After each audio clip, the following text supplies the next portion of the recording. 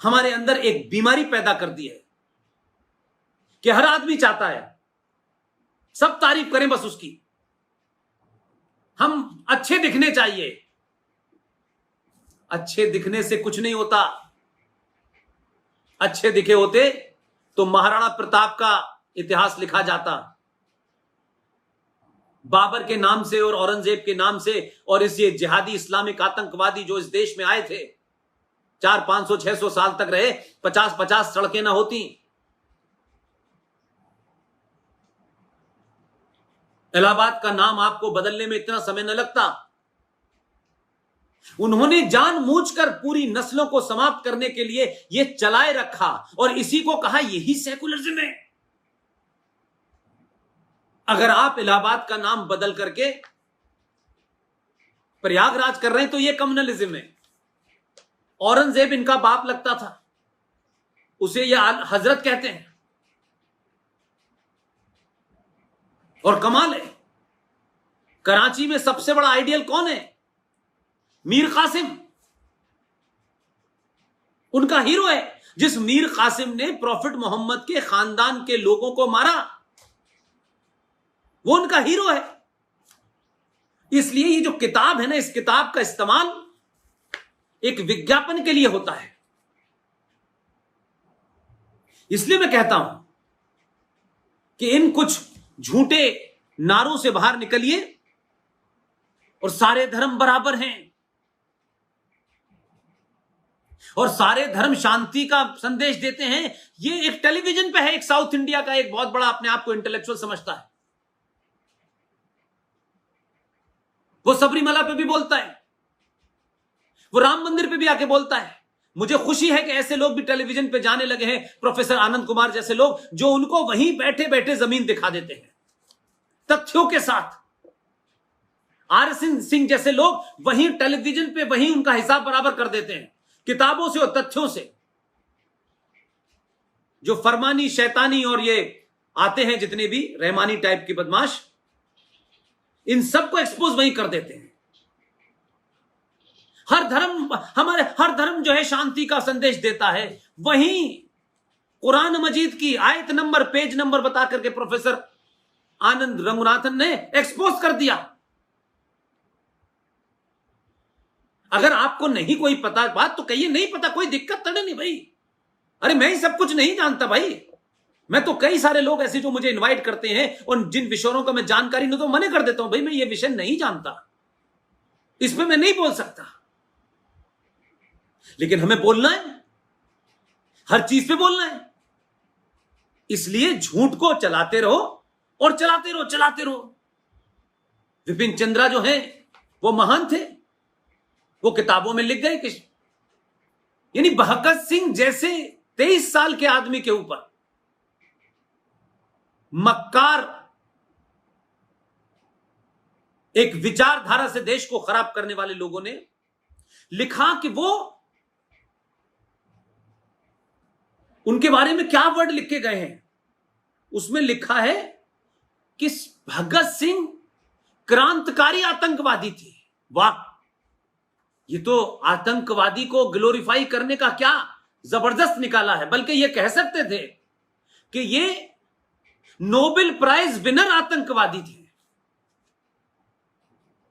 ये Magsaysay prize winner आतंकवादी हैं। कैसे शब्दों को ऐसा करो और उस पर डिबेट में आ जाते, कहते नहीं वो उनका ये मतलब नहीं था, उस वक्त ये मतलब था, इस वक्त ये मतलब था। नॉनसेंस। आतंकवादी को आतंकवादी कहने की जिन साहित्यकारों की हिम्मत नहीं है, इतिहासकारों की हिम्मत नहीं है, वो ज्ञान दे रहे हैं, ऊधम सिंह के बारे में नहीं बताएंगे। तो ये सेलेक्टिव था, जिसके कारण आज आप एक ऐसे संकट से गुजर रहे हैं जिसमें आपके सामने कई चुनौतियां हैं। और मैं तो एक बात बहुत ब्लंट हूं, हो सकता है कि लोग मुझे बहुत कुछ कह सकते हैं, मैंने कभी लोगों की चिंता नहीं की। और जब अपने विचारों को, एक विचारधारा जो मेरी राष्ट्र के प्रति कमिटेड है, मैं जब उस पर बोलता हूं तो मुझे चिंता भी नहीं होती, क्योंकि मैं कभी क्लेम भी नहीं करता। मैं जब तक जिस प्रोफेशन में था उस प्रोफेशन में मैंने कभी भी अपनी निजी राय क्या है, अपनी ख्वाहिश को मैंने कभी खबर नहीं बनाया, यह मेरी कभी भी एजेंडा नहीं था। लेकिन आज मैं तथ्यों को अपनी खबर बनाता हूं, तथ्यों को सामने रख के बात करता हूं। किसके हक में है, किसके हक में नहीं है, उसमें मुझे कोई फर्क नहीं पड़ता। इसलिए मैंने कहा कि सनातनियों, 4 वेद, 6 शास्त्र, 60 नीतियां और 108 उपनिषद जिस समाज के, जिस राष्ट्र के पास हो, इसके बावजूद भी अगर आप पीर फकीर मजारों पर जाकर के अपना मत्था टेकते हैं तो फिर आपको आपका गुलाम रहना जायज है। सनातन सिर्फ षष्ठी के सामने आपको नतमस्तक होने की इजाजत देता है। आप सूर्य के सामने नतमस्तक होइए, आप गंगा मां के सामने नतमस्तक होइए, आप पृथ्वी के सामने नतमस्तक होइए। ये है तो मनुष्य है, जीव है, जानवर है। ये नहीं है तो मरी हुई लाशों के मत्था टेकने से आपके दुख दूर नहीं हो सकते।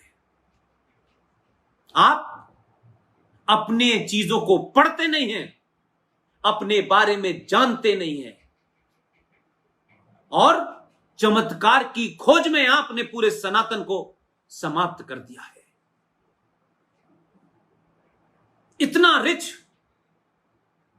दुनिया की सबसे पुरानी सभ्यता, इस संसार की, इस ब्रह्मांड की उत्पत्ति से आपका सीधा कनेक्शन है। वो लोग लुटेरों से, डकैतों से, बलात्कारियों से, उनसे डर रहे हैं। वो नैरेटिव देंगे, पहले वो ये तो कर लें। अरे मेरे और आपकी बात तो छोड़ दीजिए, आप उनका क्या विश्वास जीतेंगे, वो उनका विश्वास जीत लें जो प्रॉफिट मोहम्मद के दामाद को मानते हैं, उनकी बेटी को मानते हैं, उनके नवासों को मानते हैं। वो उसी परिवार के हैं जिस प्रॉफिट मोहम्मद साहब की मैं बात कर रहा हूं। इसलिए मैं और आप तो बहुत दूर की चीजें, आप उनका कौन सा मन जीतना चाहते हैं? अगर यही मन था तो फिर 150 साल तक कोर्ट कचहरी के अंदर क्या हो रहा था? कैसे उन्होंने इतनी कम संख्या में होने के बावजूद भी सरकारों को बाध्य कर दिया कि सरकार का मुखिया यह कहने लगे कि मैंने गोली इसलिए नहीं चलाई कि मुझे मुसलमानों का विश्वास जीतना था, और मैंने हिंदुओं को गोली से इसलिए मारा ताकि मुसलमानों का विश्वास भारत में बढ़े। यह कौन सा नैरेटिव है भाई? इसलिए अगर विश्वास जीतना है तो भारत के संस्कारों का विश्वास जीतिए, सनातन का विश्वास जीतिए। जो अपने पैगंबर के सगे नहीं हुए वो आपके सगे होने वाले। वो समय की धारा और इस वक्त जो आंधी चल रही है उससे कैसे अपने आप को बचा लें। तो कुछ लोग जाकर के रोज सर्टिफिकेट दे रहे हैं, हम मुबारकबाद देने आए हैं कि राम मंदिर बन रहा है, कोई 10 किलो की चांदी देने जा रहा है। ये कुछ नहीं कर रहे, उनको मालूम है कि झूठ फरेब अब एक्सपोज हो गया है। तो दोबारा से एक नई कहानी गढ़ो ताकि इतिहास में जब यह बताया जाए तो कहा जाए कि भगवान राम मंदिर की नींव में हजारों हमारे मुसलमान भाइयों का भी हाथ था, उन्होंने भी करोड़ों रुपए का दान दिया था, इस पे हमारा भी अधिकार है। यह भावना कुछ 1, 2, 4 लोग हो सकते हैं, उनका अपना निजी हो सकता है, लेकिन बताया जा रहा है 30 करोड़ मुसलमानों की भावना इतनी जागृत हो गई है। तो ये टेलीविजन पे आते हैं शरफुद्दीन टाइप का बदमाश जो गालियां देता है, वो अतीकुर रहमान जो अपने आप को इस्लामिक स्कॉलर बताता है, जिसका संगठन का मुखिया इस समय भागा भागा घूम रहा है मलेशिया में, जो सुबह से लेकर शाम तक बताते हैं कि हम मुसलमान सिर्फ अल्लाह से डरता है, लेकिन यहां से किसके डर से भाग रहे हैं किसी को पता नहीं।